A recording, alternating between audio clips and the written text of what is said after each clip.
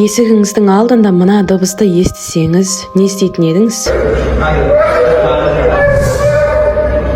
Қытайдың ең атақты актерларының бірі. Өздеріңізде көрген шығарсыздар біраз сериалдарын. Алайда білесіздер ме? Жақында ғана 5-ші этаждан құлап кетіп қайтыс болды. Полиция ой, ол өзін-өзі өлтірді деп айтып қоя салды. Бірақ сол түні оның квартирасынан сұмдық шыңғырған, айқайлаған дыбыстар шыққан. Сонда ол шынымен өзін өлтіре салған деп ойлайсыздар ма? Ондай адамдар айналайын үндемей өле салады ғой, шыңғырып, истерика жасамай. Сәлемсіздер, менде Накю, Қытай. Не болып жатыр саған өзі? Білесіздер ме, жылдан жылға әртүрлі елден актерлар мен әншілер қайтыс болып жатады. Біреуінде несчастный случай болса, ал басқалары өздеріне қол жұмсайды. Алайда мынандай қанша қасса да түбіне жете алмай жатқан жағдай бірінші рет болып тұр. Не дейін, жүректеріңізді абайлаңыздар олай болса.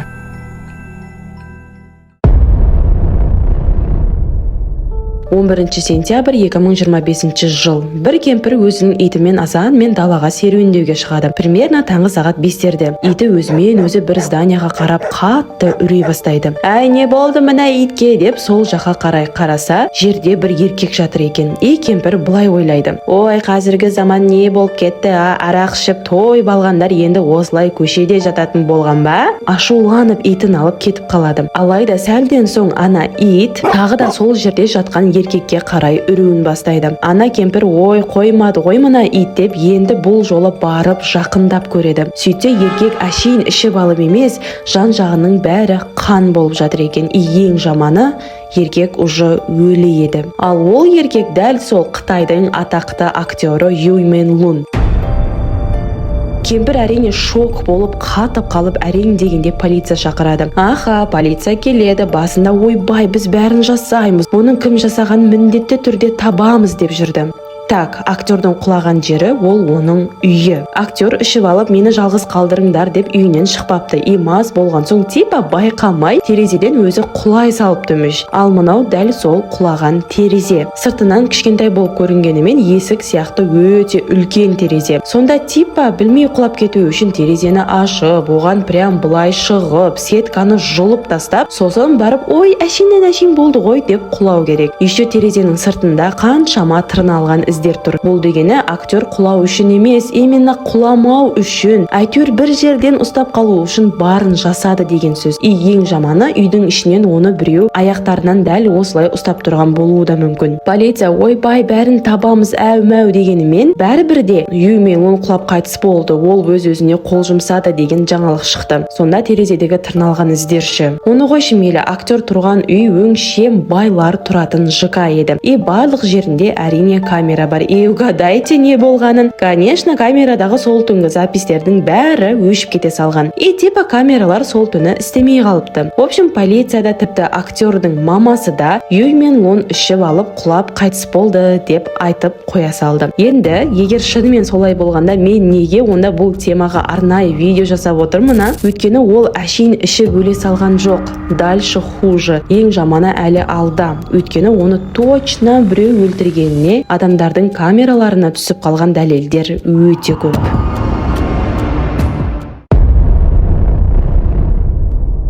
Ең бір түрлісі, актер мүлдем ішпейтін. Вдруг ішіп алып өліп қалды деп тұр. Басқа оның дос актерлары да қатты таң қалды. Біз онымен жақсы араласамыз ғой, депрессиясы да, анау айтқандай үлкен проблемасы да жоқ еді ғой деген екен. Біз мысалы атақты біреу қайтыс болса, жаның жаннатта болсын деп өзіміздің сторисімізге, тиктогымызға фотолар салып қоямыз ғой ше. Қытайлық фанаттар да сөйтті. Алайда неге екені белгісіз, барлығы шетінен өзімен өзі өше бастады. Кім Юй Мен Лунның фотосын салады, сол сразу өшіп кете салады. Қаншама аккаунттар блокқа кетті. Кім актер өзі қайтыс болған жоқ деп айтады, или соның сол жазғанын өшіріп тастайды, или бүкіл аккаунтын блоктап тастайды. Бұның барлығы бекерден бекер емес қой, дұрыс па? Демек шынымен Юй Мен Лунның өліміне басқалар себепші деген сөз. Бірақ кім?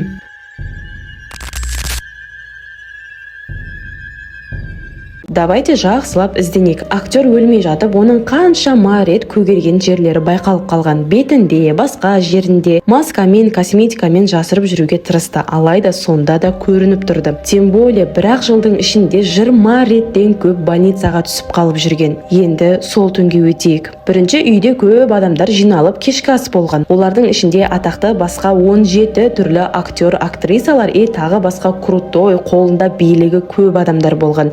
Сол крутой адамдар интернеттегі бүкіл өлімге қатысты информацияның бәрін өшіргізіп жүрген. Мына фотода дәл сол адамдар, яғни ең басты күдіктілер. Түнде басқа квартирадағы адамдар біреудің қатты шыңғырған дыбысын ести бастайды. Әрине видеоға түсіріп алады. Мысалы, мынау.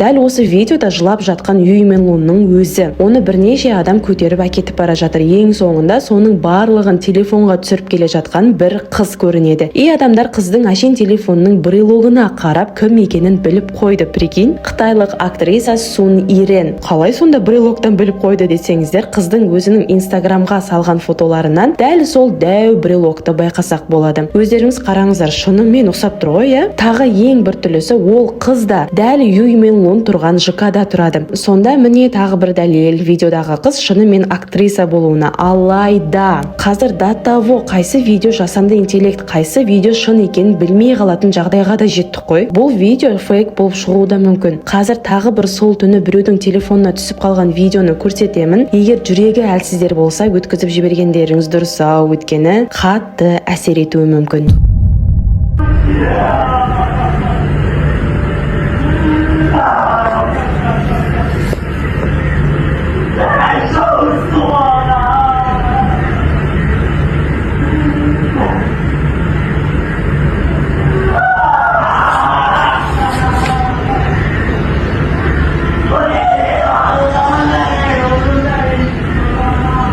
Видеода актер Фули Хэм біз енді бірге болмаймыз деп жылап жатыр. Фули мен Хэм ол Юй Мен Лунның екі иттері. Енді екі болжам бар. Актердің иттерін оның көз алдынша өлтіріп жатыр, ол соған жылап тұр, өзінің өлімінің алдында иттерімен қоштасып жатыр. Ең жаманы, шынымен де сол түні актермен қосылып иттері де өлі табылды. Тағы да түсіп қалған видео. Бірінші Юй Мен Лун қашып кетпекші де болған екен, алайда оны ұстап алып қайттан зорлықпен үйге әкелген. Мынау тағы бір видео.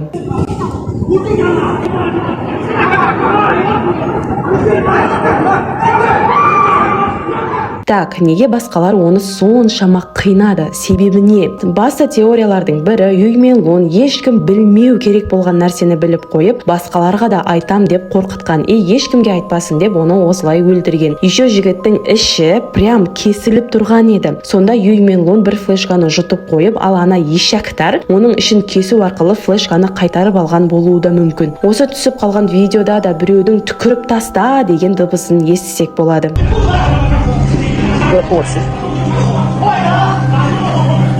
Сонда шынымен флешканы алу үшін жігіттің ішін кескен болуы мүмкін. Одан бөлек актердің басында удардан қаншама жарақат болған. Тістерінен тек біреуі ғана қалған. Біреу оның бүкіл тістерін жұлып тастаған. Демек, Юй Мен Лун точно байқамай құлап қайтыс болды дегені өтірік сөз. Бәріңізде бір сұрақ пайда болған шығар. Ойбай, қаншама адам видеоға түсіріпті, неге енді ешқайсы полиция шақырмаған деген, Шақырған ғой, вот именно 17 рет. Көршілер 17 рет полиция шақырған. Полиция келгенде, алайда шум қайсы квартирада, ішінде кімдер бар екенін біліп, дым да жасамай кетіп қала салған. Ал есікті тақылдатып көмектескісі келген адамдардың бәрі шеттерінен өліп кеткен. Бір күннің ішінде дәл сол ЖК-дан, сенесіздер ма, сразу 100 квартира сатылымға қойылған. Мынауың слишком біртүрлі емес па? Ал сол түні үйде болған адамдар, яғни жұлдыздардың бәрі, ой қойыңыздаршы, біз даже ешқайсымыз бір-бірімізбен таныс емеспіз да ғой деп ақталып шыққан. Бірақ бұл точно өтірік, өткені міне дәл сол адамдардың бірге түскен фотолары. Нағыз өтірікшілер.